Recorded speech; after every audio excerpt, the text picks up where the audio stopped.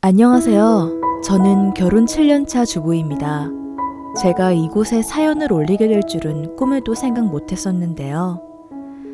어디 가서 얘기도 못하고 여기에라도 사연을 보내야 제 마음이 조금 풀릴 것 같아서 이렇게 글을 씁니다. 결혼 7년차에 아직 아이가 없는 저희 부부는 아이를 가지려고 열심히 노력도 하고 보림센터도 다니고 있는데 쉽게 잘 되지 않네요. 시댁 부모님은 이런 제가 마음에 들지 않으신 것 같아요. 늘 하시는 말씀마다 저를 탓하는 말투 때문에 제가 좀 속상하네요.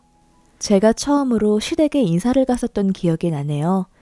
그때도 저를 좀 탐탁지 않아 하셨답니다.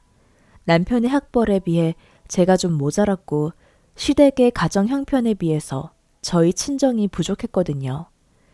이래저래 부족한 며느리로 출발선부터 마음에 들지 않아 하셨지만 남편은 언제나 저를 위해주고 제가 하는 것을 응원해주는 든든한 후원자라서 남편 믿고 결혼을 하게 되었답니다.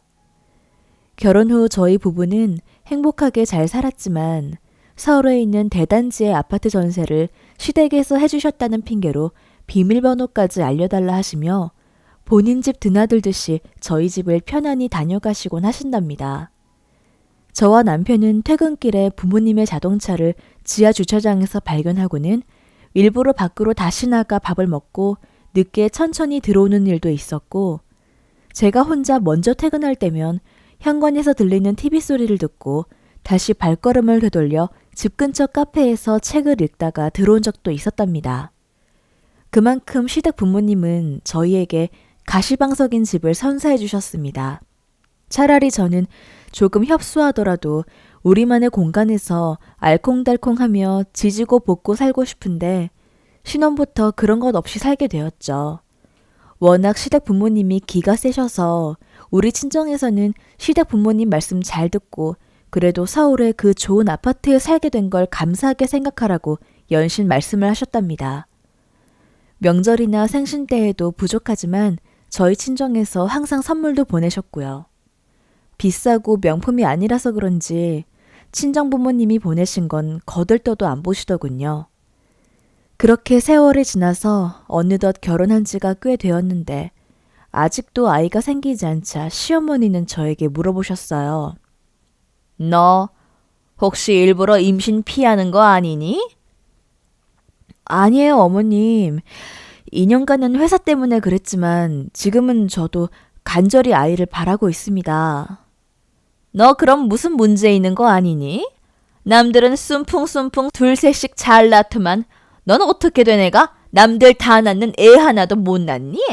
하면서 말씀을 하시더군요. 저는 지극히 정상이라고 말씀드렸습니다. 병원 불임센터도 갔지만 저희는 지극히 정상이라고요. 열심히 노력하고 있으니까 좋은 결과가 있을 거라고 하면서 남편이 조금 정자 활동량이 적은 편이라고 말씀을 드렸죠. 그랬더니 대번에 자기 아들을 무슨 이상한 취급한다면서 화를 내셨습니다. 그것도 다 여자 잘못 만나서 그렇게 되는 거라고 하시면서요. 어렸을 때부터 좋은 거 다 먹이면서 곱게 키웠는데 그럴 이유가 전혀 없다는 말씀도 하시면서 그것 또한 제 탓이라는 말씀을 하셨어요. 참, 없는 집에서 시집 오니까 별걸 다 무시당하는군요. 너무 어이가 없었지만 항상 친정 부모님이 하신 말씀을 생각하며 참았습니다. 그러던 어느 날 아침 출근 준비를 바쁘게 하고 있는데 띠띠띠띠 비밀번호 누르는 소리가 들리는 거 아니겠어요? 오전 7시 30분의 말입니다. 남편도 저도 8시 전에는 출근을 해야 해서 몹시 정신이 없고 옷도 막 대충 입고 있었거든요. 화들짝 놀라서 아무 옷이나 일단 걸쳤는데 세상에나 어머님이 오신 거예요. 정말 제 눈을 의심했습니다. 아들 집에 오전 8시도 안 돼서 비밀번호를 누르고 나타나신 시어머니. 기가 막힐 노릇이더군요. 어머님, 이 시간에 어쩐 일이세요? 연락이라도 하고 오시죠. 저희는 출근 준비하느라 바쁜데 하면서 말끝을 얼버무리는데 난 지금 새벽에 절에 좀 들렀다 나오는 길이다. 허기지는데 아침 먹는 것 좀 같이 먹자. 하시는 거 아니겠어요? 저는 너무 황당해서 어머님, 저희는 보시다시피 아침을 간단히 우유에 시리얼로 대신해요. 과일 몇 조각이랑요. 그리고 죄송한데 제가 지금 밥을 차릴 여유가 없어요. 굳이 아침에 출근하는 며느리를 붙잡고 기습적으로 밥을 차리라는 시어머니를 이해할 수가 없었습니다. 그러면서 식탁 위에 있는 우유와 딸기 몇 조각을 보시더니 잔소리를 퍼붓기 시작하셨어요. 네가 이런 식으로 남편을 제대로 챙겨 먹이지를 못하니까 애가 안 생기는 거 아니니? 여자 잘못 만나면 나무튼 평생 고생이라니까. 제대로 든든하게 먹이고 챙겨줘야 아이도 생기고 남자가 힘이 나서 일도 잘할 텐데. 아유. 출근 전부터 한바탕 소동을 벌이시고 간 시어머니 덕분에 하루 종일 기분이 찜찜하고 너무 속이 상했답니다. 남편이 다행히도 제 마음을 이해해주고 시어머니를 말려서 돌려보내준 덕분에 그나마 회사에 출근할 수 있었지. 아니었으면 정말 회사 출근도 못하고 고스란히 잔소리를 들을 뻔했습니다. 솔직히 7년 동안 시어머니는 저를 너무 힘들게 한 부분이 있었어요. 이런 식으로 집에 왔다 갔다 하는 것은 물론이고 말로써도 저를 힘들게 하셨었답니다. 집안이 풍족하기 때문에 별로 가진 게 없는 저희 친정을 무시하거나 제가 남편에 비해 상대적으로 학벌이 좀 낮다 보니까 그런 부분도 자꾸 말씀하시고 더군다나 아이가 원하는 대로 빨리 생기지 않자 저를 많이 미워하셨어요. 미움받는 사람이 제일 잘 느낀다고 하잖아요. 항상 그 서러움에 복받쳤지만 남편이 잘 달래주고 친정 부모님이 잘 참으라 말씀해주신 덕분에 지금껏 그래도 참고 살고 있는 것 같아요. 하지만 저도 사람인지라 저희 사생활을 간섭하시고 상처받는 말들을 하시는 것을 계속 듣다 보니 이제는 거의 노이로제에 걸릴 지경이랍니다. 저녁에 퇴근하고 집에 가는 것이 막 떨리고 두렵기도 하고 주말에도 집에 있으면 혹시라도 비밀번호 누르는 소리가 나는지 불안하고 그렇답니다. 최근에는 그런 것이 더욱 심해져서 집에도 찾아오는 일도 많으시고 저희 몰래 집에 오셔서 아이가 생긴다는 부적을 막 침대 베개 밑에 놔두시고 그러셨답니다. 그러던 어느 날 정말 기가 막힌 사건이 터지게 되었어요. 시어머니는 백화점의 VIP 고객님이신데 일명 백화점 사모님 갑질을 하시는 그런 스타일이세요. 돈이 엄청 많고 재벌도 아니신데 명품관에 고급스럽게 초대받아야 하고 백화점의 모든 직원들한테 대접을 받기 원하셨습니다. 그리고 저를 무슨 비서 부리듯이 데리고 다니시기도 하셨는데 저는 솔직히 같이 다니기도 싫었어요. 하도 핑계를 대다 보니까 시어머니가 하루는 엄청 화가 나셔서 저희 집에 찾아오셨죠. 넌 무슨 애가 시어머니가 좀 가졌는데 그렇게 튕기니? 벌써 몇 번째야? 내가 뭐 무리한 부탁을 한 것도 아니고 백화점 한번 같이 가자는 건데. 너무 화를 내시고 또 저를 괴롭히고 하는 게 싫어서 눈 딱 감고 같이 가드렸어요.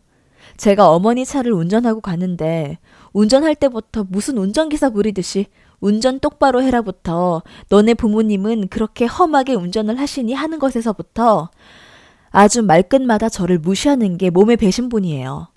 이번 딱 한 번만 가고 이제 다시는 시어머니와 둘이 백화점에는 가지 않으리라 마음 굳게 먹고 갔죠. 백화점에 들어가서 역시 어머님은 이것저것 다 구경하고 본인이 조금만 서운하다거나 언짢은 기분을 느꼈다면 직원이 민망할 정도로 말을 하신답니다. 이번 명품관에서도 마찬가지였어요. 이미 손님 몇몇 분들이 구경을 하고 계셔서 뒷타임에 들어가기 위해 잠시 밖에서 대기해달라고 안내를 하시더라고요. 한 번에 너무 많은 고객님들을 상담하기 힘들기 때문에 잠시 나누어서 받으시려고 하는 것 같았어요. 그런데 거기서 또 어머니가 불같이 화를 내시더라고요. 자기를 왜 기다리게 하느냐고요. 이 백화점 VIP 고객인데 이렇게 고객을 무시하고 함부로 대하는 거 아니라고 하면서요. 매니저 당장 나오라고 하면서 소리를 지르시는데 저는 무척 창피했습니다. 명품관에서 명품 대접을 받고 싶으시면 명품처럼 행동을 하셔야죠. 행동을 그렇게 하시는데 솔직히 누가 우리 시어머니 같은 분을 명품으로 대접해드릴 수 있을까요? 며느리인 저도 함께하기 싫은 분인데 남들은 오죽하겠어요? 저는 어머님께 뒤에서 조용히 말씀드렸어요. 잠깐 대기했다가 들어가는 게 좋을 것 같아요. 그래야 더 어머님한테 집중해 줄 수 있지 않을까요? 라면서 좋게 말씀을 드렸는데 순간 그 불똥이 저한테 날아오더라고요. 너는 명품이라고는 쥐뿔도 모르는 게 어디서 시어미를 가르치려고 난리니? 남들 다 낳는 아이 하나도 못 낳는 주제에 입 다물고 잠자코 기다리고 있어. 어디서 가르치기를 하시는데 순간 제가 너무 화가 나서 벌벌벌 떨렸어요. 백화점 주변 사람들이 다 쳐다보고 수군대기 시작했답니다. 도대체 왜 이렇게까지 하시는 건지 이해가 가지 않았어요. 원래 이러신 분이었는지 아니면 제가 탐탁지 않은 며느리인데다가 아이도 못 낳아서 화가 나서 분풀이를 하시는 건지 알 수가 없었답니다. 저는 7년여간 참고만 있던 화가 그 순간 폭발하고 말았어요. 어머님, 죄송한데요. 혼자 잘 구경하고 오세요. 저는 먼저 가겠습니다. 하고 돌아서서 걸어가고 있었어요. 뒤에서 막 소리 지르시는 시어머니의 목소리를 뒤로 한 채로 터벅터벅 출입구를 향해서 걸어가고 있었죠. 그랬는데 출입구를 나오려고 하는 그 순간 갑자기 백화점 보안요원들로 보이는 분들이 저를 잡는 거 아니겠어요? 저는 화들짝 놀라서 어머 왜 이러세요? 하고 말을 했더니 잠깐 신고가 들어와서 들어오시라고 하시는 거예요. 이게 무슨 난리인가 싶어서 함께 따라 들어갔어요. 신고라뇨? 무슨 신고요? 잠시 핸드백 검사 좀 해도 되겠습니까? 신고가 들어와서요. 무슨 신고가 들어와요? 저는 매장에 들어간 적도 없어요. 자, 보세요. 제 핸드백 안에요. 하면서 작은 핸드백을 열어 보여드렸습니다. 제가 백화점 매장에서 제대로 구경을 한 것도 없는데 도대체 무슨 신고가 들어왔나 했더니 저쪽에서 어머님이 걸어오시더라고요. 그러게. 버르장머리 없이 그렇게 휙 돌아서 가버리는 며느리가 어디 있니? 내가 오라고 할 때 왔어야지. 네? 그럼 혹시 어머니가 신고하신 거예요? 그래, 내가 했다. 내가 뒤에서 불러도 돌아보지도 않고 가는데 그럼 내가 보안요원 통해서라도 널 잡아야지. 늙은 시애미니가 뛰어가서 너를 어떻게 잡니? 하면서 황당한 얘기를 하시는 거 아니겠어요? 그러니까 제가 화가 나서 집으로 가는 꼴이 보기 싫으셔서 주변에 있던 보안요원한테 제가 뭘 가방에 넣는 것을 봤다고 하면서 확인해 보라고 했다더군요. 나 참 어이가 없어서. 제가 이 집에 시집 와서 뭘 그렇게 잘못했나요? 열심히 맞벌이로 일해서 돈도 벌고 남편도 잘 챙겨주고 집안일도 하면서 그렇게 평범하게 살아가고 있는데 말이에요. 아이가 안 생기는 게 그리고 올고지 내 탓도 아니잖아요. 제가 물론 남편에 비해 부족한 환경이라는 건 알겠지만 이제 결혼한 지 7년이나 지났는데 아직도 그런 걸로 사생활 침해하시고 인격적으로 무시하는 건 아니라고 생각합니다. 너무 화가 나서 이제 더 이상 저 무시하지 말라고 아주 단호하게 말씀을 드리고 제 사생활도 존중해달라고 했습니다.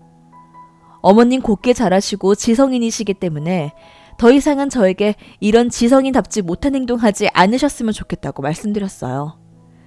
결혼 7년 만에 이런 저의 모습은 처음 보셨는지 몹시 당황하신 어머님을 뒤로 하고 저는 얼른 택시를 잡아서 집으로 갔답니다. 집으로 가는 내내 눈물이 앞을 가렸지만 그래도 할 얘기를 다 하고 나니 오히려 속이 시원하더군요. 집에 도착하자마자 전 현관 비밀번호를 바꾸었습니다. 남편도 제 얘기를 듣더니 이제 자기도 부모님의 간섭에서 벗어나야겠다고 하면서 아파트 전세 계약도 끝나가니까 우리만의 조그만 보금자리를 찾아보자고 말을 해주더군요. 둘이 맞벌이로 7년여간 모아둔 돈이 꽤 있어요. 대출도 없고 아이도 없어서 저축을 많이 했거든요. 남편은 완강하게 부모님께 말씀드리고 아파트 전세 계약 기간이 끝나기도 전인데 집을 구해서 이사를 갔습니다. 작은 방 2개짜리의 빌라였지만 우리 둘은 너무나 행복해졌고 우리만의 아늑한 공간에 있고 마음이 편안해서 그런지 그렇게 안 생기던 아이도 생기게 되었어요. 아직 시부모님한테는 이사간 집도 어딘지 말씀 안 드리고 임신 사실도 말씀드리지 않았어요. 앞으로도 우리 집의 비밀번호는 영원히 우리 부부만의 비밀로 하기로 약속했답니다. 끝까지 제 얘기 들어주셔서 감사해요. 여러분들의 의견을 아래 댓글로 남겨주세요. 구독과 좋아요를 누르시면 앞으로도 꾸준히 사연을 만나보실 수 있습니다. 시청해주셔서 감사합니다.